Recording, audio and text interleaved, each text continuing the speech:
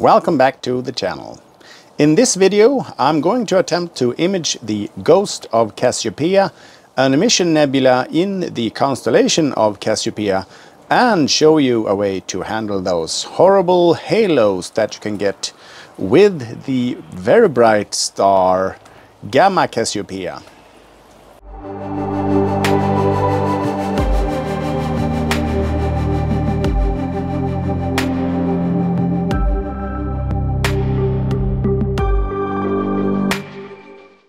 My name is Morten and you are watching Frost Astrophotography.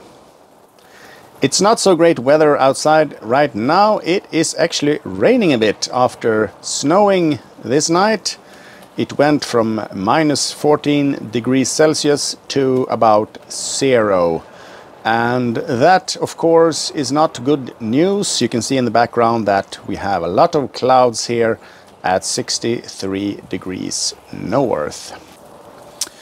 Gamma Cassiopeiae is a blue-white subgiant variable star surrounded by a gaseous disk. This star is about 17 times more massive than our Sun and about 34,000 times brighter, and you will see that later when I show you the terrible halos that I got when trying to image this nebula.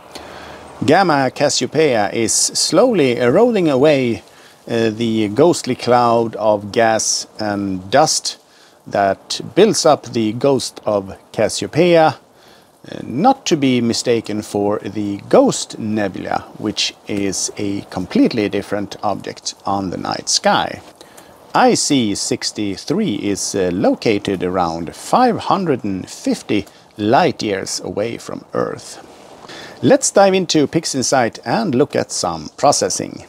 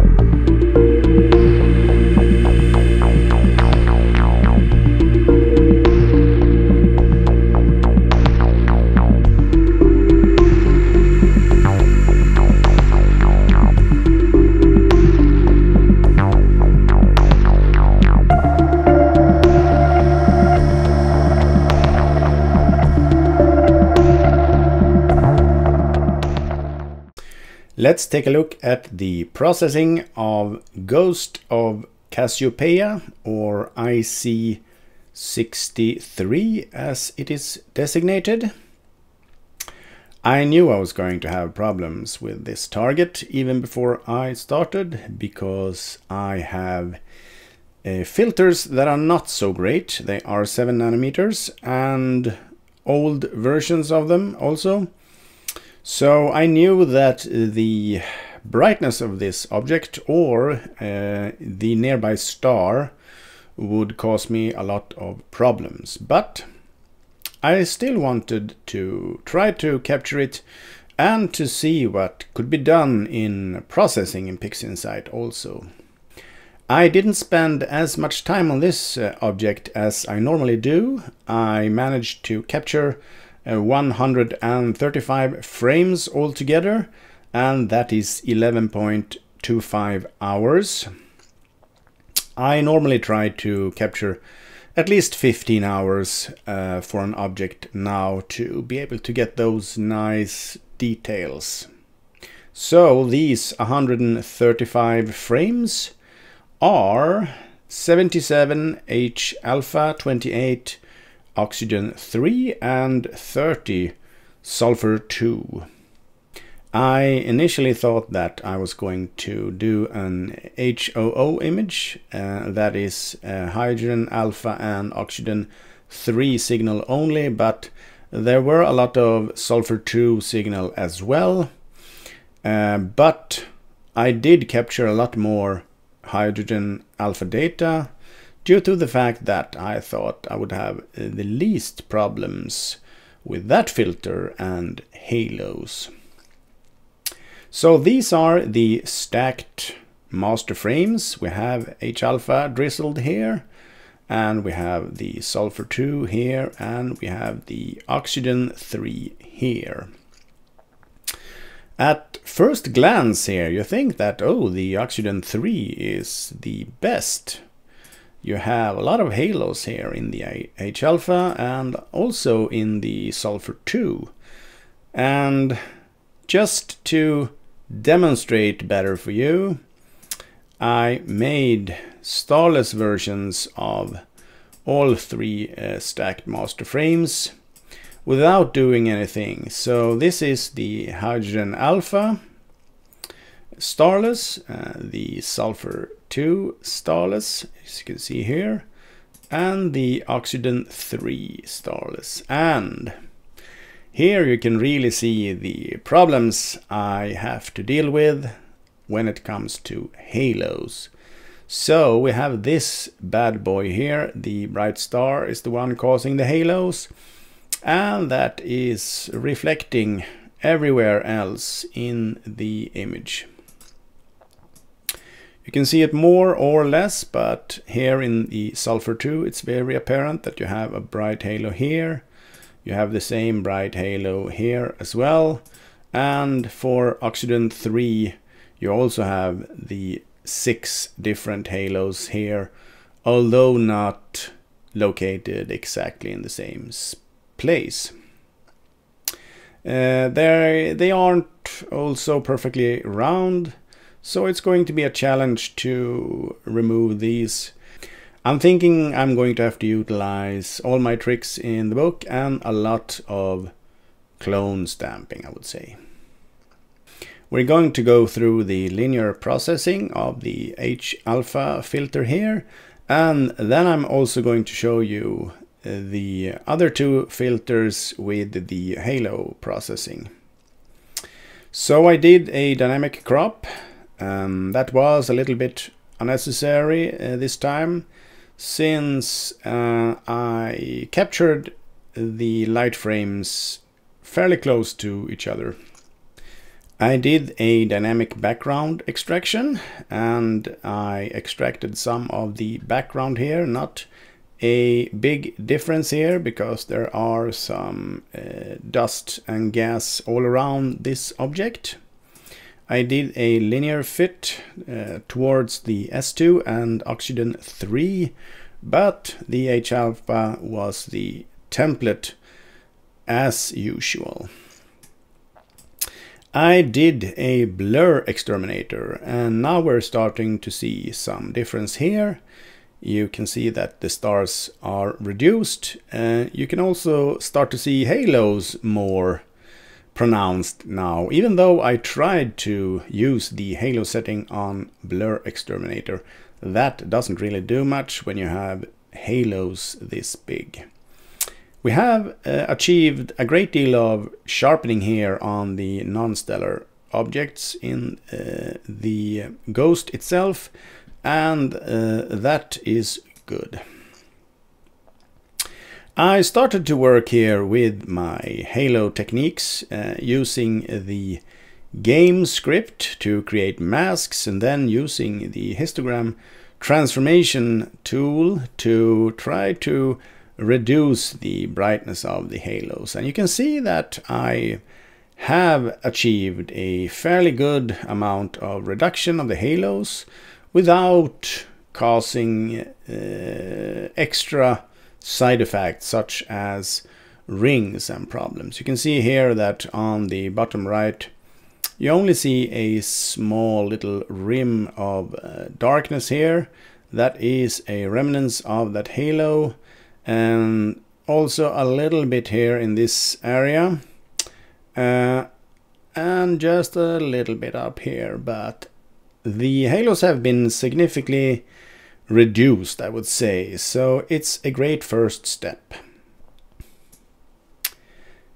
Next thing I did was to run the noise exterminator to try to remove some noise from the image here, and that was also successful, I would say. And then I made a starless version of the H-alpha, and now of course the problems with the halos come back, because when you remove the stars you will see the halos much better.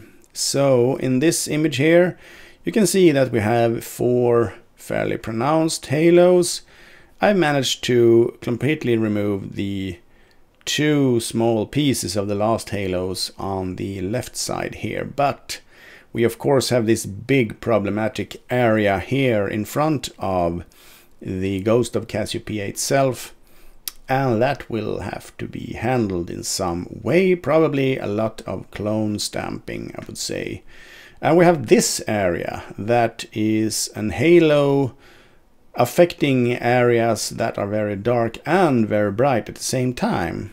And that will also introduce some difficulties here in the crossover from a light area to a dark area. And we have remnants of a halo up here as well, coinciding with a lighter area here that makes a sharp edge, and we don't want to have that if we can avoid it. So I continued working with the game script and the clone stamp here. I would say a lot of clone stamping to try to eliminate as much as I could from these halos.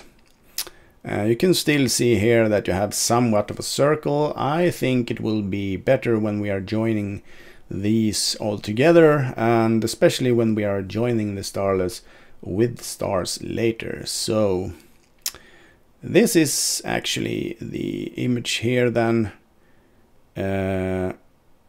processed completely before joining with the other 2 filters to make an SHO image. It's not stretched yet here, so you can see this area in front of the object. I don't know how much time I actually spent trying here to reduce it with histogram and clone stamping, and finally I just had to use background from other areas that were similar in brightness to clone stamp in with a very, very low opacity, I would say, to just try to eliminate the much brighter area. No matter how I did it before I resolved to clone stamping, it was always very visible in the final result, and I didn't like that at all.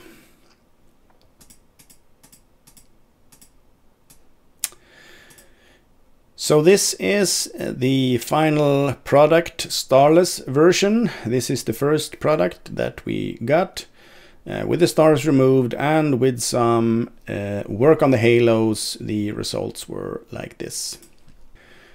I'm also going to show you the other 2 filters here, and keep in mind now that I only captured 2803 frames and 30 S2 frames, so it's less than half of the amount of data that I captured on the hydrogen alpha, and that's why it is a lot less quality, much more noise in these frames. But I decided to move on from this object in my list of projects, so I couldn't really go back and capture more. Well, of course I could, I still can, but I decided, since it was a troublesome object, I wouldn't go any further with this data. So this is the oxygen 3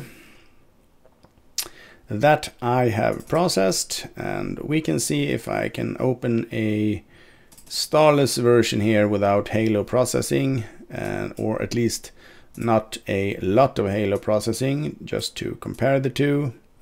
On the left here, before halo processing, you can see that you see a lot of halos here. I've also removed the stars visible here, of course. You can still see remnants of this, but when you integrate it, I'm hoping that I won't have such a big problem. And the same with the sulfur 2. I'm going to open up that one as well before extra halo processing. Keep in mind that I've already done the halo processing while it was with stars, so this is only the last step of the halo processing while in a starless mode. So I'm fairly happy with this S2. You can still see that there might have been a halo here. You can still see small residues up here as well, but overall, I think I'm fairly happy with this result. I had to do a lot of clone stepping here, of course, to get rid of the halos in this area here. So that was it for the linear phase.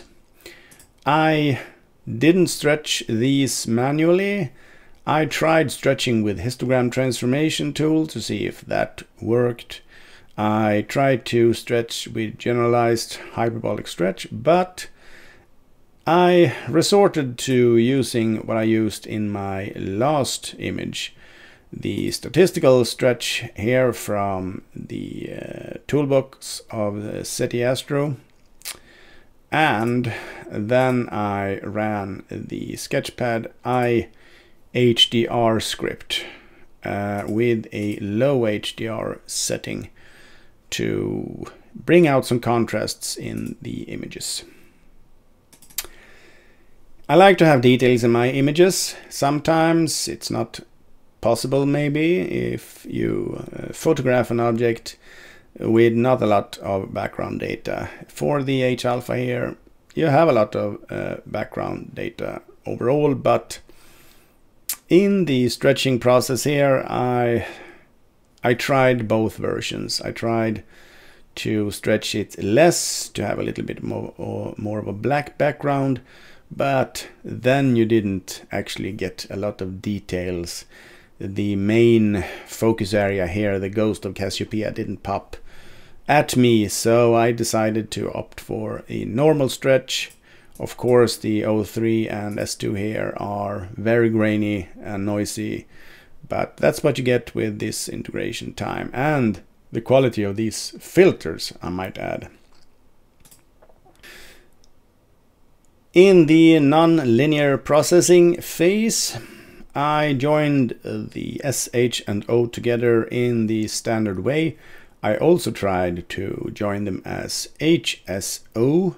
I also tried the 4XX palette, and I tried HOO, but my Oxygen 3 data is simply not good enough, so I had to skip that thought and move back to the original SHO, and the quality of the starting point is much worse than in a long time for me because of the quality of that data.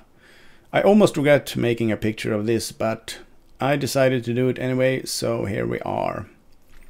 The standard joining and the SCNR after that, removing the green from the image here and keeping the rest of the colors, inverting it, removing the magenta from the main image due to the polluted or bad quality of my oxygen 3, we get a lot of blue everywhere, and the area of my clone stamp processing here is not so great.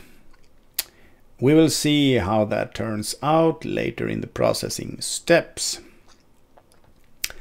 I made some color masks here, like you can see on the right, for yellow and cyan. Yellow to adjust the red in the picture and cyan to adjust the blue. I didn't really want to adjust the blue that much. I just wanted to give it a little more bluish tint here from the cyan. And I also enhanced the red areas a little bit here, but not really much. I then ran through some sharpening with the multiscale linear transformation tool here.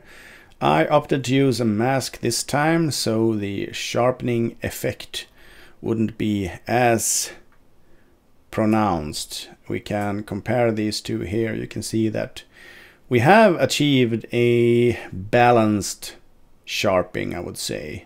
So not too much here, but just a little bit. Then I ran through some denoising. We can see if we can compare these two with each other. Denoised on the right here and not denoised on the left. But you can see that we have these problems with my quality of the data in the background, so I didn't do much more than that.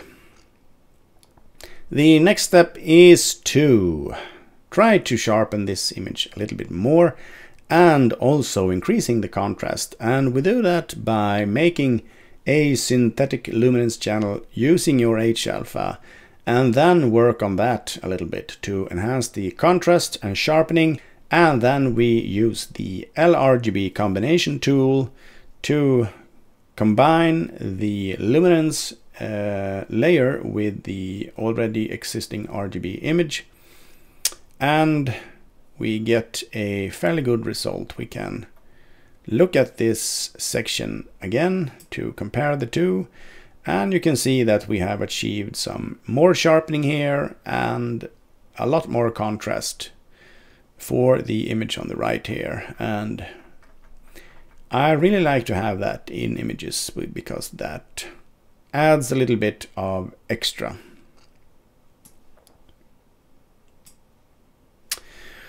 After the synthetic luminance phase, I ran through the dark structure enhance, and there's not a lot of dark structures in this image, but it highlights small areas here, like the top of this, what looks like mountain ridges, as well as this ridge here. And I think that gives it a little bit of extra addition to the image. And the final step here is to do a final adjustment in colors and contrast, saturation, and possibly luminance. So I've added a bit of contrast to the entire image for the luminance layer. I also added a little bit of saturation and a little bit more of the red color here, as you can see. I didn't increase the blue anything more. I also increased the saturation for the shadow areas here, so we can see a little bit more difference between the color sections here in the background. So for the non-linear phase here, starting with the first SHO original integration, ending up with the processed image to the right here, and we have achieved our final starless image, and it is time to join it together with the stars. I followed my usual procedure to create synthetic RGB stars, but it didn't work 100% this time, because the three largest stars in the image here, they were not recognized by the image solver, or the color calibration process that I ran after that. So all of the colors in the image here are synthetic RGB, fairly close to the original color, I would say, except for these 3 blue ones. They have been adjusted manually as best I could to match a blue color that they are in real life. These colors these stars have been stretched manually from the star versions of all 3 filters and then combined into SHO and then ran through the image solver and the color calibration, and they were stretched from the beginning to this appearance that I have right now in regards to size. So I didn't stretch these too much to begin with, just to be able to have to decrease them later on. I stretched them to a size I was fairly happy with. So these are just combined, stretched to this size, image solved, color calibrated, and then manually adjusted for these 3 stars here that you can see. And then you take the stars and starless versions here and use your trusted pixel math process to join them together in the screen function to create the final image here. After joining the star and starless images together, I did some final adjustments with curve transformation just to decrease the brightness slightly and upping the contrast ever so slightly.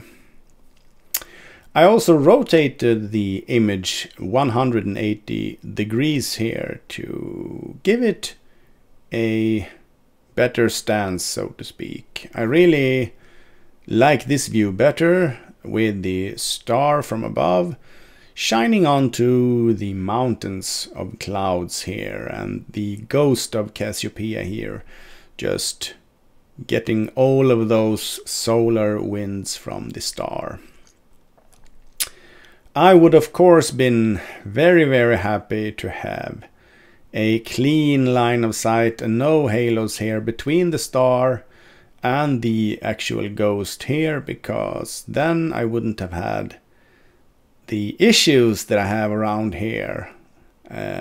You can see that I've used clone stamp here. Well, the background, I could have toned down the background here a lot to not reveal this at all, but then I would have lost the details on the right here and some details up here with the winds or waves of dust and gas coming off these big formations driven by the solar winds here. So I decided to stay here in the processing, and I think I'm fairly happy with this image anyway.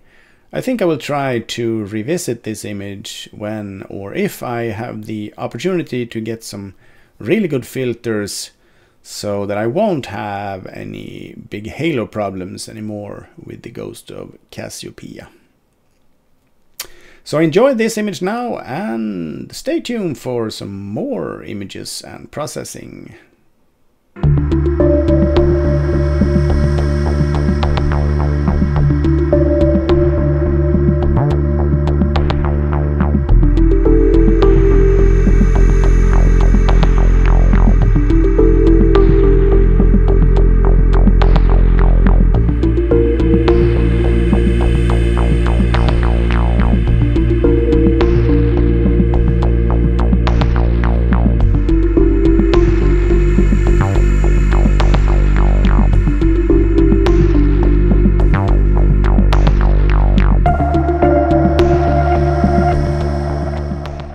Thank you so much for watching this video, and if you like it, please give it a thumbs up. If you want to support the work with these videos, there is an option listed in the video description that you can use. Until the next video, I hope you have, not as here, but clear skies.